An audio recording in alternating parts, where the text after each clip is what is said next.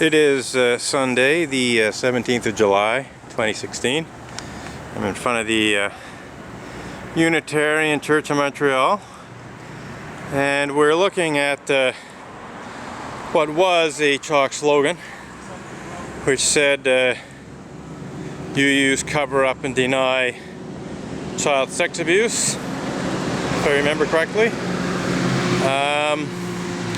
And one of the people with the church, I think one of the leading members, but I don't know this particular person. I don't know exactly who he is, but he's certainly a regular attendee of the Unitarian Church of Montreal.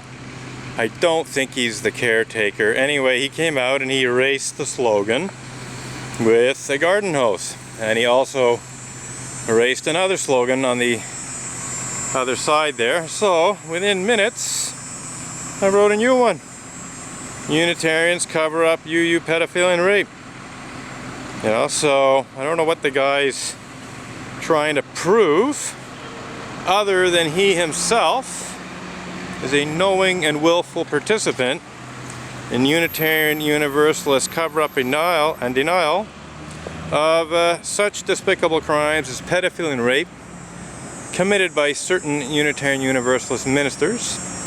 I will keep that ambiguous since the UUA's lawyer decided to keep it ambiguous. I just quoted two choice phrases from the arrogant and aggressive but also rather vague cease and desist demand letters that the Unitarian Universalist Association hired Stikeman Elliott, barristers and solicitors, litigation lawyer, Maitre Marc-Andre Coulombe, to have me served with in June of 2012. Cease and desist demand letters that included a false accusation against me of the criminal act of blasphemous libel for allegedly making unfounded and vicious allegations to the effect that ministers of the association engage in such despicable crimes as pedophilia and rape.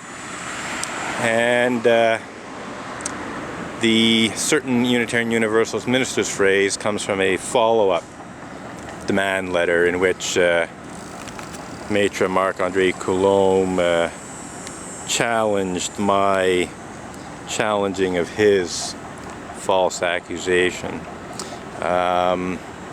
So today, not put me on your camera, please. just documenting the protest here. So a woman stopped to look at the signs and the slogans and asked me not to put her on my camera.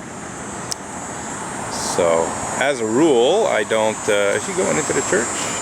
No, I don't think so. I see. No, she's actually. That's hard to tell. Looks like she might be going into the church. Anyhow, yeah, it looks like she is going into the church.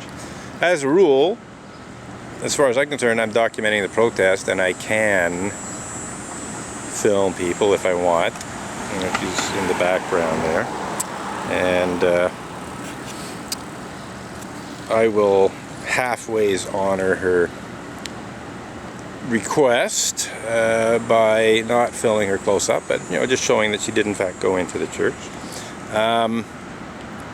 I have every right to document what's happening at this protest. I have every right to film certainly church members who come and erase my picket sign slogans, but basically film the whole protest. And if somebody ends up in the background of the video, well, it's not much I can do about it.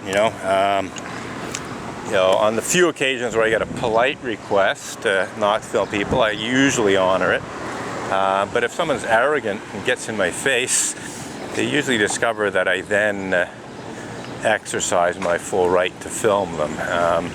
That happened not so long ago with somebody attending the church, or at least coming to the church. They arrogantly insisted I had no right to film them, and I said, well, no, actually I do. And of course I filmed the whole conversation of our philosophical discussion about whether or not I had the right to film them. So most ironically, it was a guy claiming to be the chalk. Oh, Yeah, I'm the culprit here. Yeah. that's okay. Yeah. Thank you. It should be okay to expose clergy abuse. Yeah. So the woman asked what's in my box, and I said it's chalk. I showed her. She said that's okay. So she, I think, was approving of my slogans, because I did say I'm the culprit. She actually said that's okay after I said I'm the culprit. So I think this woman approves of what I'm writing on the sidewalk here, as I suspect most of the Canadian public would. It's just Unitarian Universalists who don't want these kinds of chalk slogans to be seen by the public. But there's some amazingly simple things that they could do to ensure that I no longer protest, and then one of them is simply admit the truth. Just tell the truth about how many pedophiles and rapists, there are within the clergy of the Unitarian Universalist religious community. Tell the truth that, in fact, yes, there have been a certain number of cases of Unitarian Universalist ministers molesting and raping children.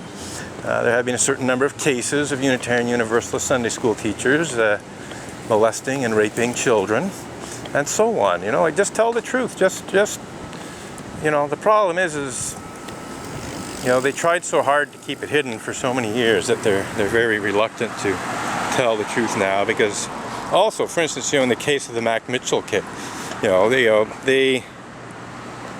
they put out very sanitized versions of what happened in the Reverend Mac Mitchell case that make it look as if it was actually handled properly by the religious community, when in fact that's not quite the case. In fact, the religious community was trying very hard to cover up and hide the fact that Reverend Mac Mitchell lured teenage Tibetan refugees away from India on promises of a better life in America, and proceeded to rape them over a period measured in years, and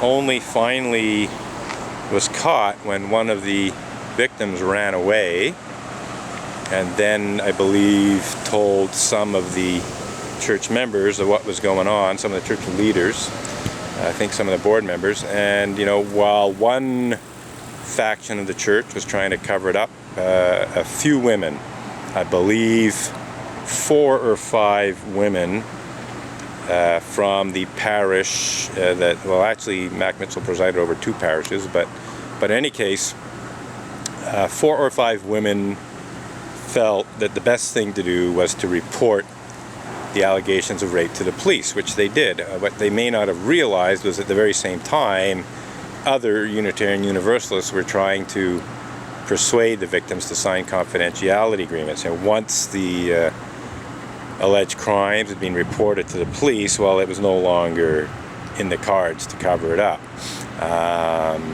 And yet, when the Unitarian Universalist Association speaks about the Reverend Mac Mitchell case, they present it as if everything was correctly done, which is simply absolutely not true. And in fact, there is evidence that strongly suggests that the Unitarian Universalist Association itself was most likely directly involved in the attempts to get the girls to cover up, to sign confidentiality agreements. So, that's that for now.